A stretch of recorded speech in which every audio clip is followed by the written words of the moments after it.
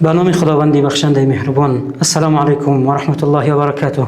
بیننده عزیز، امیدوارم سلامت و سربلند و در پناه رحمت پروردگار جل و علا قرار داشته باشید. ما در برنامه مصاحبه‌ای پند اخلاقی معرفت قرار داریم و امروز در موضوع رمضان، حکمت‌های رمضان و احکام رمضان با استاد گرامی رئیس شورای علمای مرکز اسلامی جمهوری تاجیکستان سید مکرم عبدالقادرزاده صحبت خواهیم داشت. خوش آمدید استاد گرامی. سلام. پیش از همه شما را سپاس میگویم که برای وقتی قیمت خود را دریغ نداشته به این برنامه اشتراک نمودید. برای ما باعث افتخار است. نفع باشید. سلام باشید. عزت بینید استاد. در اول میخواستم که حکمت مهم مبارک رمضان در چی است؟ هر فرض‌ها که از جانب پروردگار جل و علا برای بندگانش فرض شده است، می‌بینیم که در او حکمت‌های پنهان و آشکار زیاد اینها است. می‌خواستم از حکمت‌های مهم مبارک رمضان و روزه بگویید تا اینکه ما قدری رمضان و روزه را بدونیم. سلامت باشید. به نام خداوند بی نهایت بخشنده و بی نهایت مهربان. درود و سلام به شما و به همه بینندگان عزیز و گرامی شما. قبل از همه من میخواستم بگویم که شکرانه پروردگار که ما و شما رو پروردگار به این ماه مبارک رمضان باز آورد و هستیم که حالا میبینیم در رمضان گذشته بسیاری از نزدیکان و پیوندان و همنشینان و دوستان بودند که فعلا دیگر نیستند و زیر خاک هستند و پروردگار برای ما و شما که این فرصتی خوب و یک حالتی خیلی گرامی و بی نهایت سر تا سر همه خیر و برکت است، بسا شکر میخواهد و شکرانه پروردگار که این را نصیب روزی ما و شما و همه بینندگان عزیز گرامی گردانید است. یعنی این معنای اون را دارد که پروردگار باز به ما فرصت داده است که عبادت کنیم و نیکی ها انجام بدهیم که همه نیکی این عبادت است و همه عبادت اجر و پاداش و خیر برکت زیاد دارد. و سوال شما که چی حکمت دارد؟ البته تمامی عبادت هایی که پروردگار به بندگانش امر کردگی هست فرض است. این همه عبادت ها برای منفعت خودی بنده است. پروردگار از این عبادت های ما و شما هیچ سود فایده منفعتی نمیبرد. در تمام عبادت بنده مسلمان است که از عبادتش اجر میگیرد، پاداش میگیرد، لذت میبرد و حلاوت میبرد و فرصتی خوب برای مسلمان این ماه مبارک رمضان فرصتی خوبی است که خود را در یک قالب کمالات، ماه مبارک رمضان ماهی یعنی در قالب کمالات جای کردن مسلمان است که باید که با کمال انسانیت و با کمالات مسلمانی و با بهترین آداب اخلاق و رحم و شفقتی اسلامی و مسلمانی مشرف شود انسان. حالا پروردگار میگوید استعیذ بالله یا ایها الذین آمنوا کتب علیکم الصیام کما کتب علی الذین من قبلکم لعلکم تتقون.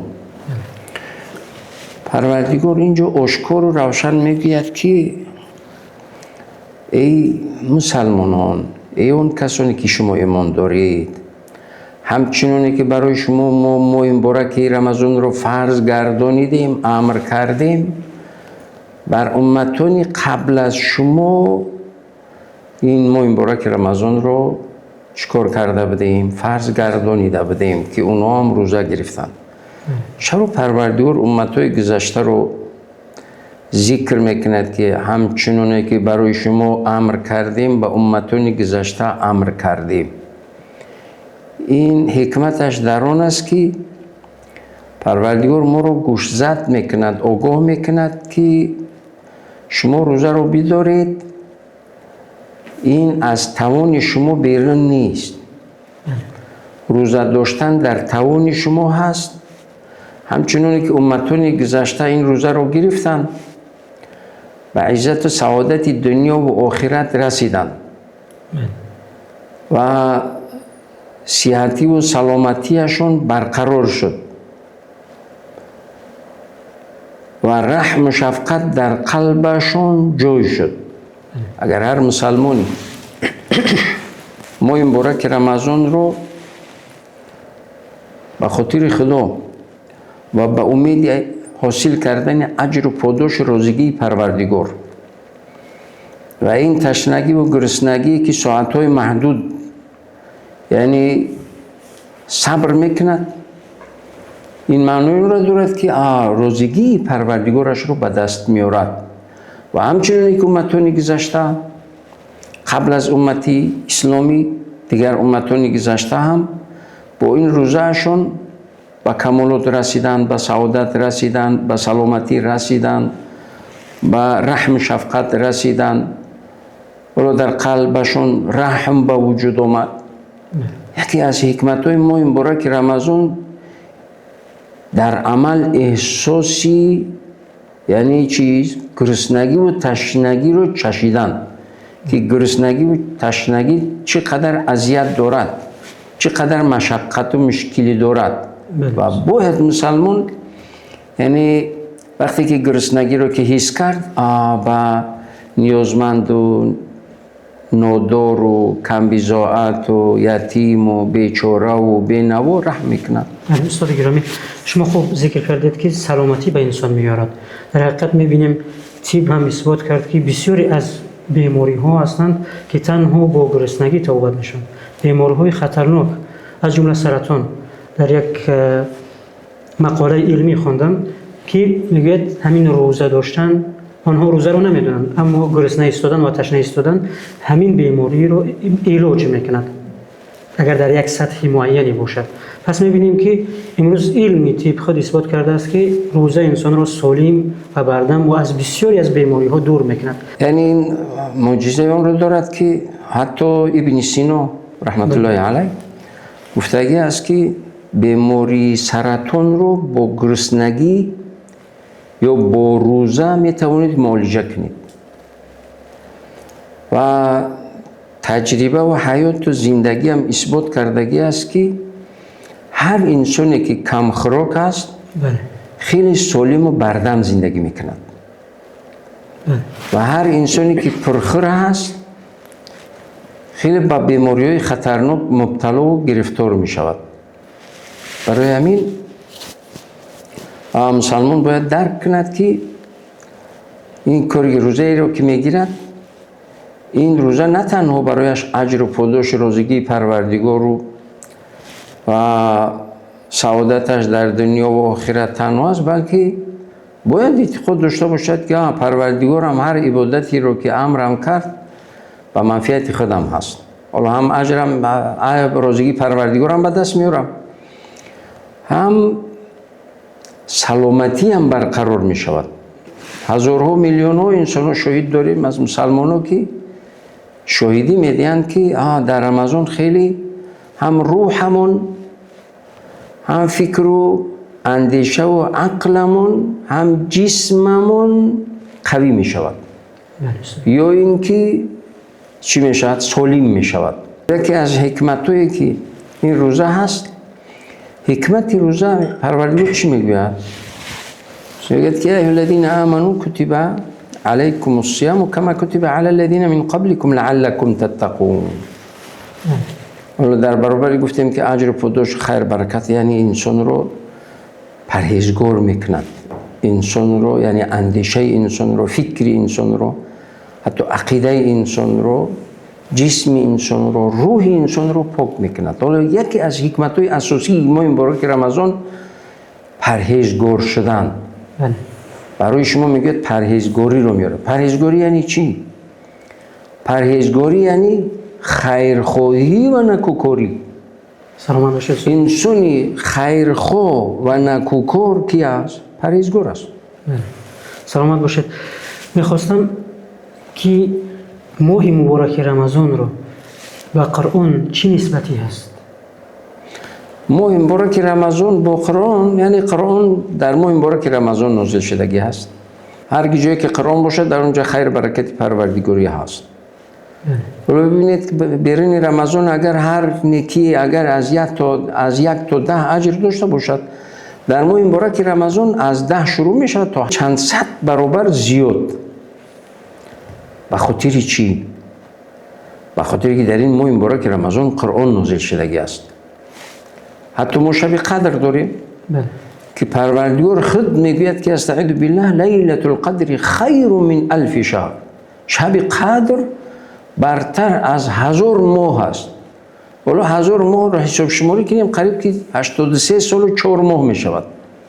یک شب برابر 83 سال و 4 ماه. برای چی؟ چی حادثه است؟ چی واقعه است در این شب که چند صد برابر، یعنی از دیگر شب‌هایی که از دیگر وقت‌ها فرق میکند؟ به خاطری که نزول قرآن در اون هست. وقتی که نزول قرآن در ماه مبارک رمضان است، ببینید که دو عبادتی هست که صاحبش رو شفاعت میکند. یکی قرآن، یکی رمضان. رمضان فردا روز قیامت میگه پروردگارا این بندت به خاطر خودت شدم، گرسنگی، مشقت، تشنگی رو تحمل میکرد، صبر میکرد. پروردگارو من میخوام شهیدی بدیم و شفاعتش، یعنی شفاعتش کنم. با اذن پروردگار حتی رمضان شهیدی میدهد و صاحبش رو روزدار رو شفاعت میکند. و دیگری قرآن است که صاحبش رو اونی که تلاوت میکند یا اگر حتی خود خوب تلاوت کرده هم نتواند، یک تلاوت کننده ای رو میشنود همیشه ذوق دارد، شوق دارد، لذت میبرد، حلاوت میبرد از خواندن قرآن، از شنیدن قرآن، از نظر کردن قرآن. این صاحبش، یعنی قرآن صاحبش رو چی شفاعت میکنه. سلامش. آیا برای روزداران یگون مکانی مخصوص در جنت است؟ میخواستم بگید. برای روزداران، برای هر عبادتی در جنت مقام‌هایی هست. خصوصا برای اون انسان‌هایی که روزه میگیرن درآمدگاه مخصوصی هست که ریان گفته می شود. یعنی این ریان مخصوص درآمدگاه برای انسان‌های روزه‌دار است. ریان یعنی چی؟ اونهایی که تشنگی رو تحمل کردن، گرسنگی رو صبر کردن. ولی پیامبر علیه السلام میگه که چیست؟ یعنی روزه صبر است، روزه نصفی صبر است و صبر نصفی ایمان است. همچنانه که پیامبر علیه السلام میگن حالا اونایی که ریان یعنی چی؟ تشنگی رو حس کردگی است، صبر کردگی، گرسنگی رو صبر کردگی است. ولی پیامبر علیه السلام میگن که چی؟ الصبر نصف الایمان و الصوم نصف الصبر. یعنی صبر نصف ایمان است. انسانی که صبر میکند واقعا هم در زندگی انسانی کامیاب است. با هر چیزی ناچیزی بی صبری میکند، بی طاقتی میکند، پس پشیمون میشود. میگه بعضی از مشقت و مشکلی های زندگی رو صبر میکند، تحمل میکند، بعد میبینید که کامیابترین انسان شد. سلامش. یا یک واقعیت دیگری که حیات اثبات کردگی هست، هر انسانی که روزه رو خالصاً لله میگیرد و این گرسنگی و تشنگی رو صبر میکند، هیچ نشده است که در زندگی خودکشی کند. چرا؟ به خاطری که این روزه درسی صبر است و درسی اراده است و تقویت ایمان است و تقویت غذای روح و روان و عقل و اراده انسان است. با روزه داشتن انسان صبر رو تعلیم میگیرد و صبر انسان رو در تمامی، یعنی سطح و صفت زندگی نو بسته از بلند و پست میانه و یا که دیگر بدنش انسان رو کامیاب و موفق میکنه. سلامت باشید. از صبر گفتید. چون که خداوند جل و علا میگه انما یوفی الصابرون اجرهم بغیر حساب. اجر و پاداش انسان‌های صابر نزد پروردگار به حساب است، خدا خود میدن. پس ببینیم در رمضان انسان‌ها بی‌صبری میکنن در وقت افطار. میخواستم که شما بگید وقت طلوعی یا وقت اجابت دعا در روز، تمام روز یا شب رمضان، کدام حالت‌ها وقتی حالت‌های اجابت دعا هستند؟ صبر یعنی حالا گفتیم که چیز الصبر نصف الایمان و الصوم نصف الصبر. حالا عیناً اومده در همین وقت افطار قریب 12 13 16 ساعت چیکار میکند؟ صبر میکند میاد و در همین 5 دقیقه اخیر بی‌طاقت میشود. با جای بی‌طاقت شدن در اینجا باید صبر کند. حدی اقل نیم ساعت پیش از افطار دست بردارد یا دست نه راننده است، یعنی به زبانش به قلبش دعا کند نیم ساعت پیش از افطار، یعنی وقت اجابت دعا هست. یا اینکه وقتی ایسری، ماه مبارک رمضان همه وقتش وقت اجابت دعا است. ماه مبارک رمضان ماه دعا هست، ماه مناجات است، ماهی یعنی عبادت است، ماهی دعا هست.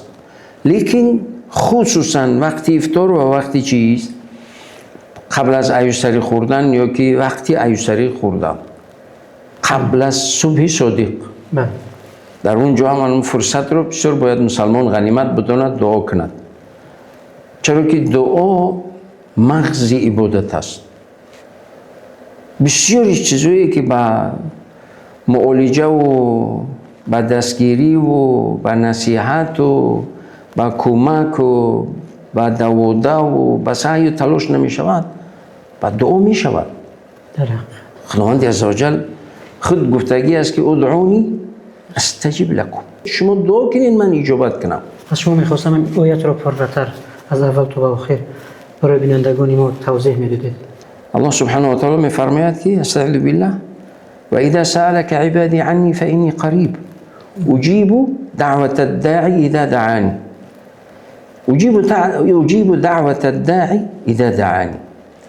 حالا میگه که چیز با حضرت محمد علیه السلام میگه که و اذا سألك عبادي، یعنی اگر بندگان من و از امتانت کسی بپرسند، سألك و اذا سألك عبادي عني، از من بپرسند، پس من از حتی میگه در جای دیگر میگه از رگی یعنی شهرگی گردنش من به بنده هم نزدیکتر هستم.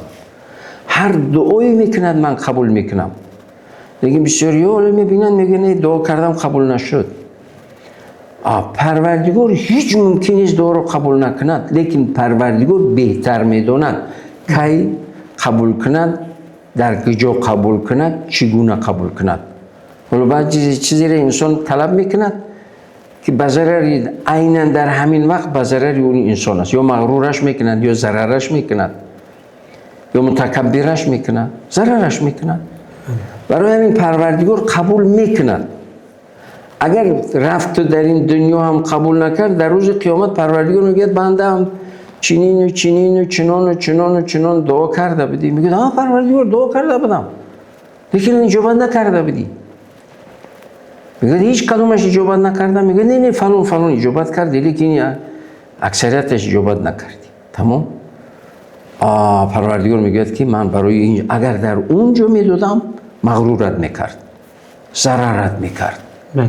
در این دنیای چند روزه که تو یعنی ضعیف بدید، برداشت این نعمت ها رو نداشتی، برداشت این نعمت رو که نداشتی در اونجا ندادم، حالا که اینجا میدی همت. ببین این جنت همون دعای کردگیت، همه خیر و برکت و قصر و جویا و باغ و بستانی در جنت میگه دیدی این همه. بنده میگه که پروردگار رو کاش همه اون قبول کردگی رو اینجا قبول میکردی. برای همین باید که ماه مبارک رمضان ماه دعا هست.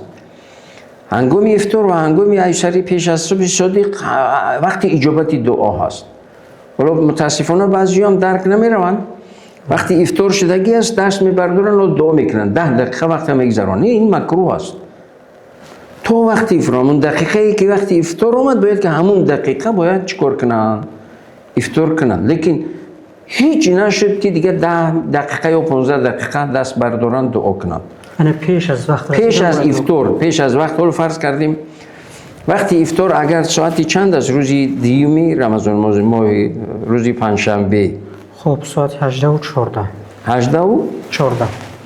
خب 18 و 14 ساعت 6 یعنی دست بردارد چی خواهرها باشن خانمایی که در خانه هستند دسترخوان آماده کنن پیشکی سنت همین است.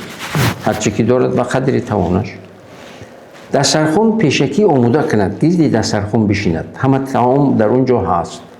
10 دقیقه بعد اهل و خانواده همه یک جایگی این محبت رو زیاد میکند، این برکت خانواده رو زیاد میکند، این یعنی الفت و یکدیگر فهمی و یکدیگر قدرکنی اهل خانواده رو زیاد میکنه. همه گردی دسترخوان که نشستن دست بردارن، هر کدومی هر آرزویی دارد دعا کنن.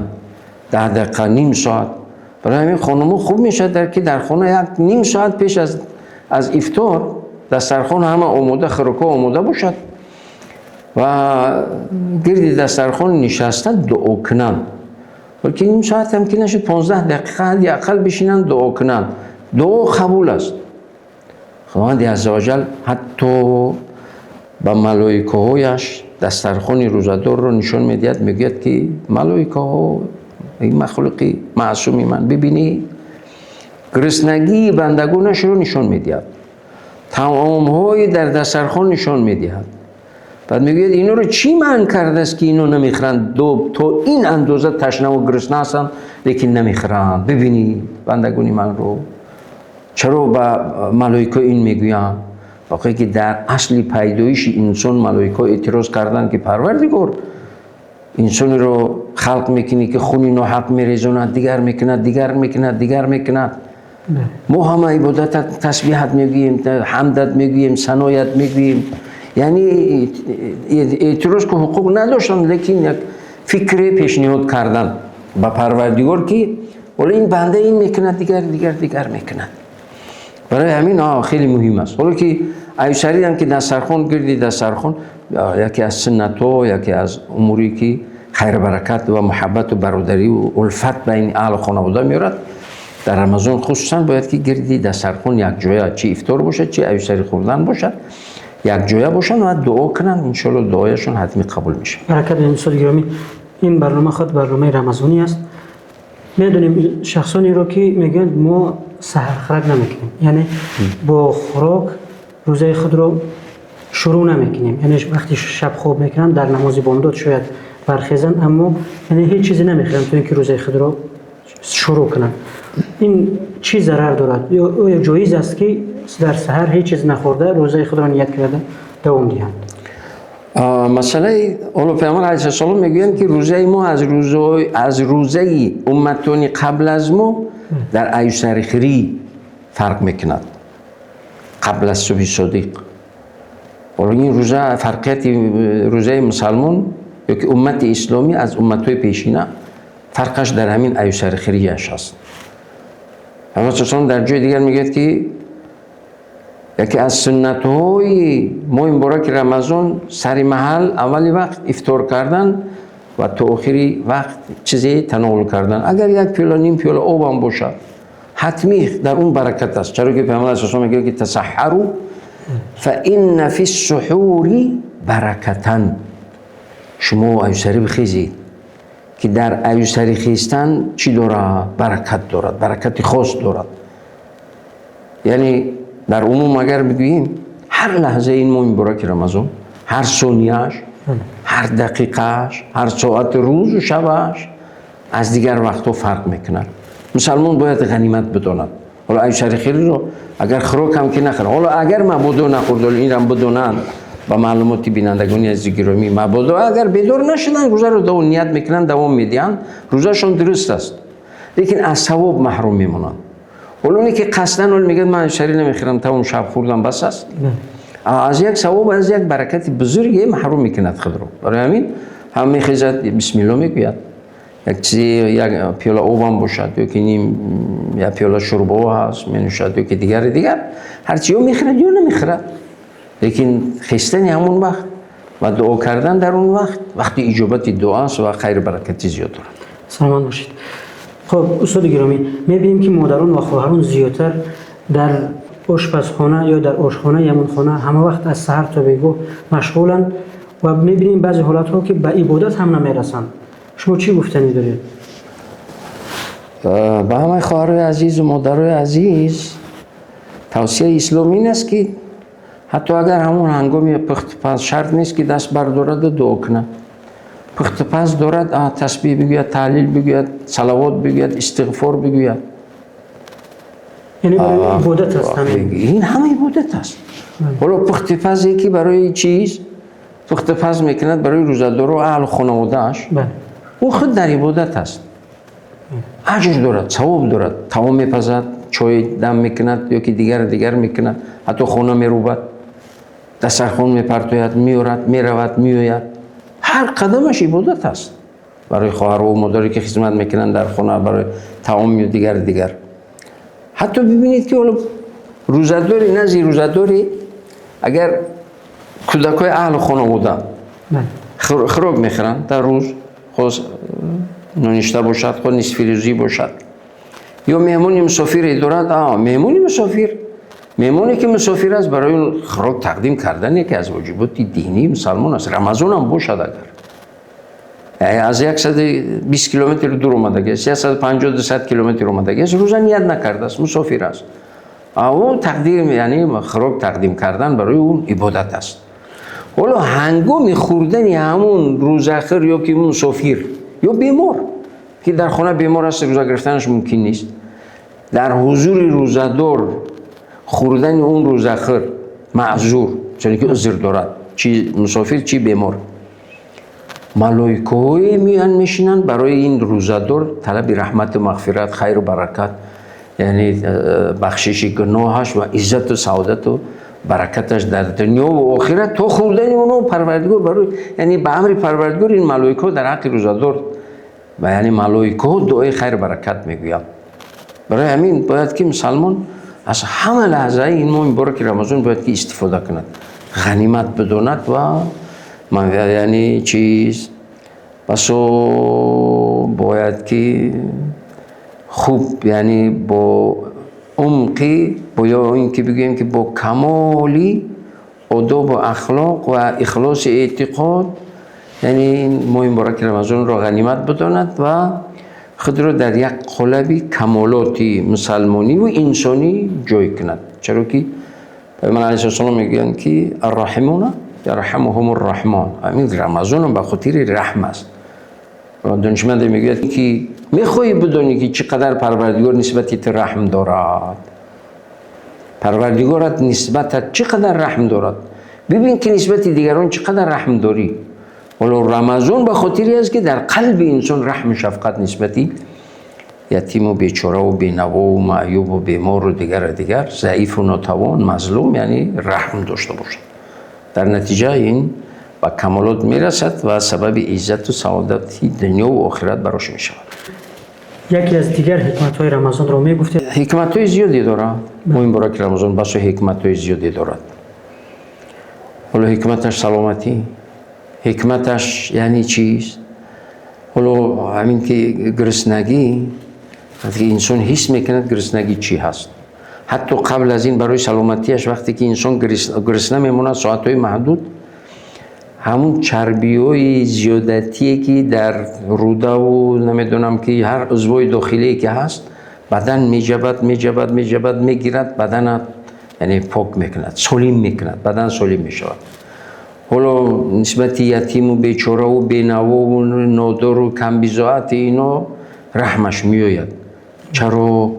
به خاطری که در عمل دید چی هست، گرسنگی چی هست، تشنگی چی هست. درد یک انسانی بینوا رو حس میکند که چقدر درد و احساسی کمبیزاعت رو حس میکند که کمبیزاعتی یعنی اونی که ندارد که با اون اندازه‌ای که میخواهد بخورد ندارد بخورد، اون رو حس میکند که چی هست.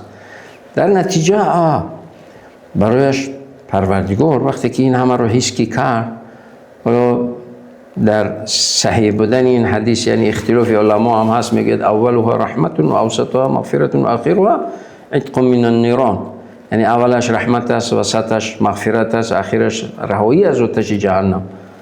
این پر از یک حکمت است. اولش رحمت است برای انسانی که رمضان رو درک میکند، با معنای تامش میگیرد. وقتی با معنای تامش گرفت 10 روز، پروردگار 10 روز دیگر تمامی گناه کردگیش رو چیکار میکنه؟ می امرزد. میگه من صام رمضان ایمانا و احتسابا غفر له ما تقدم من ذنبه. کسی که مهم برای که رمضان روزه میدارد، پروردگار تمامی گناه گذشته‌اش رو می امرزد. نه واسه که چند سال است، نه واسه که چند سال است. ولی چند سالی روزه نمیداشت، تا که سال داشت، پروردگار همه گناه گذشته‌اش رو می امرزد. برای همین مسلمان باید غنیمت بداند. ولی گذشته از این یعنی چیز، هم سلامتیش برقرار میشه، هم رحم و شفقت در قلبش نسبتی نادر و معیوب و یتیم و دیگر به وجود میاد. و این همه حکمتایی که اگر ما بر حکمتای رمضان گپ بزنیم خیلی ساعت لازم است، لیکن خیلی نعمتای زیاد دارد. مختصر و کوتاه همین است که انسان مسلمان از هر چیزی برای خود درس و سبق و فایده و منفعت میگیرد. باید که از رمضان باید درس و سبق و منفعت و فایده های زیادی باید که به دست بیارد مسلمان. سلامت باشد. سپاس زیاد که در برنامه اشتراک نمودید. میخواستم اخیر با دعا و مناجات های نیکتان برای تمام روزداران ما این برنامه را جمع بسط می نمودید. خدا خیر برکت زیاد کرد. شما و همه بینندگان عزیز گرامی شما رو پروردگار در این ماه مبارک، ماه رحمت، ماه مغفرت، ماه رهایی از آتش جهنم، ماه اجابت دعا، تمام دعاهایشان را قبول کند و به تمام آرزوها و مقصدهای عالیشان برساند. خداوند عزوجل عزت و برکت و سعادت ابدی نصیب روزی بگرداند. و خداوند عزوجل قبل از همه به خودم و همه بینندگان عزیز گرامی توفیق و ایمان و هدایت کامل نصیب روزی بگرداند که ماه مبارک رمضان رو با تمامی نازکی هایش و با تمامی آداب هایش یعنی روزه رو پروردگار نصیبمون بگرداند و خداوند عزوجل عزت و برکت و سعادت دائمی نصیب روزی بگرداند. موفق باشید. سلامت باشید. در پناه رحمت پروردگار جل و علا باشید. تا برنامه دیگر، خدا نگهبان شما. السلام علیکم.